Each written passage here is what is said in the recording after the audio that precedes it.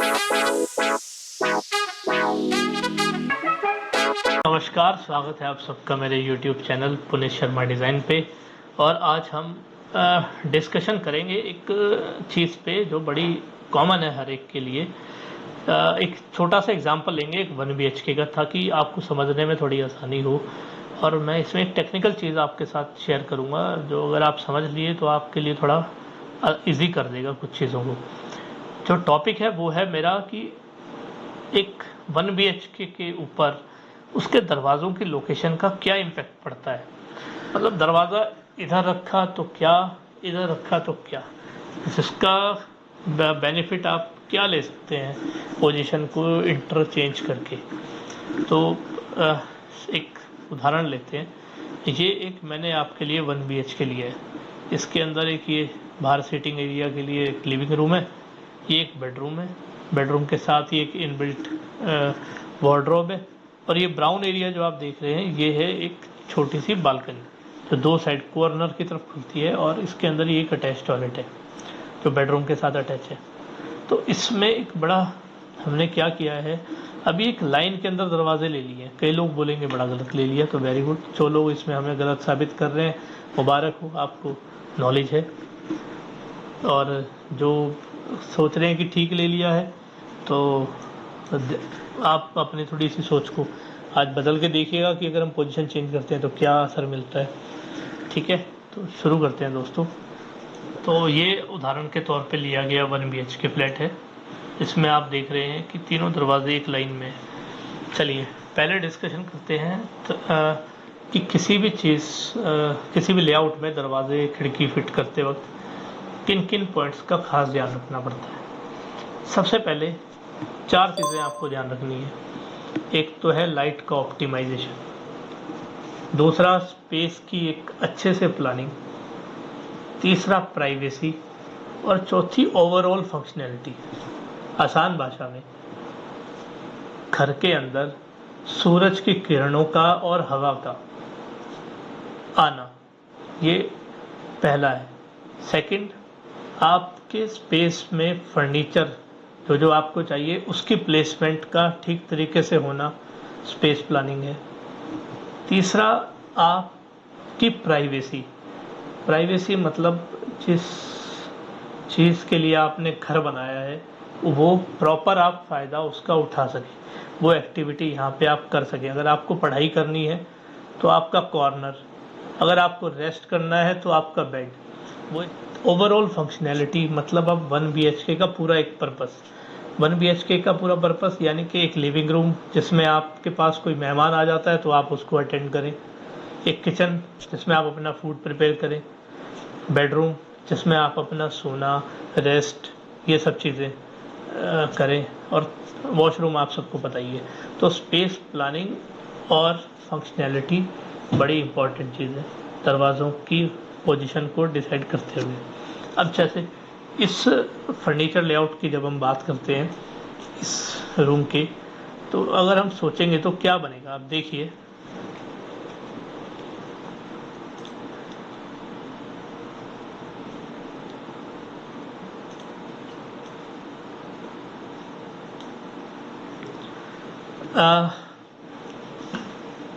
बाहर स्टेयरकेस से जब हम 1 BHK के लिविंग रूम में एंटर करते हैं तो ये हम यहाँ से एंटर किए, हमें ड्राइंग रूम में जाना है, हम सीधा बेडरूम में चले गए ड्राइंग रूम से, और यहीं से हम इस टॉयलेट में चले गए। तो एक फॉर्मूला तो इस पे बड़ा अच्छा फिट बैठता है कि perpendicular distance is the shortest distance. सीधा चलना ही सबसे छोटा डिस्टेंस होता है। इस फॉर्मूले के हिसाब से तो ये ठीक है, मतलब स्पेस वेस्टेज पैसेज के लिए जो है इसके अंदर बहुत कम है। मतलब सीधा ये एक सीधा स्ट्रेट पैसेज हो गया सीधा। लेकिन इसके बाद जब आप इसमें पैसेज क्रिएट करते हैं तो आपको एक्चुअल में इसका इम्पैक्ट समझ में आता है। जैसे अब मैं थोड़ा सा जो एक्स्ट्रा पैसेज बन रहे हैं उनका कलर चेंज करता हूँ और मैं उसको रेड कर देता हूँ। अब देखिए ये तो हो गया बाहर से टॉयलेट तक का सफ़र। लेकिन अब यहाँ से आपको बालकनी में जाना हो ड्राइंग रूम से तो ये एक पैसेज बन गया, किचन में जाना हो तो ये पैसेज, इस रूम से बालकनी में जाना हो तो ये पैसेज।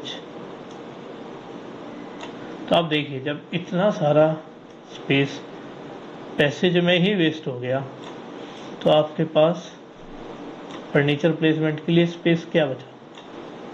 थोड़ा सा ये और थोड़ा सा ये। इस हिसाब से तो सोचना पड़ेगा दरवाज़ों की पोजीशन के बारे में, क्योंकि वेस्टेज स्पेस के अंदर ज़्यादा हो रही है। तो अब हम सेकंड सिनेरियो पे बात करते हैं, पोजीशन थोड़ी चेंज करके एक नए लेआउट में, मतलब पोजीशन चेंज करके देखते हैं। लेआउट सेम है, पोजीशन चेंज करके देखते हैं। दरवाजे का जो रोल है ना, बड़ा इम्पोर्टेंट है। दरवाजे की पोजीशन वैसी होती है जैसे चाय में चीनी, अगर कम डल गई तो भी प्रॉब्लम, ज़्यादा डल गई तो भी प्रॉब्लम, परफेक्ट होगी तो ही चलेगी। तो आपको ये ध्यान रखना है कि दरवाजे की पोजीशन को खिलवाड़ बिल्कुल नहीं करना, उसको सोच समझ के चलना। अब जैसे कि मैं आपको एक सेकंड एग्जांपल दे रहा हूँ। इस सेकंड एग्जांपल के अंदर मैं आपको दरवाजे की पोजीशन हमने चेंज कर दी है और मैं इसमें आपको समझाने की कोशिश करता हूँ। सेम सिनेरियो, बालकनी, स्टेयरकेस का एरिया। अब हमने क्या किया, इसमें दरवाजे को इस कोने पे ना उठा करके इस कोने पे रख दिया। तो अब अगेन हम अपना पैसेज एरिया इस पे मार्क करते हैं। देखते हैं, ये पैसेज एरिया हो गया ड्राइंग रूम से बेडरूम, और ये पैसेज एरिया हो गया बेडरूम टू बालकनी, और ये पैसेज एरिया हो गया आपका टुवर्ड्स टॉयलेट। तो आप देखिए इसमें ये स्पेस है जो पैसेज में गया है,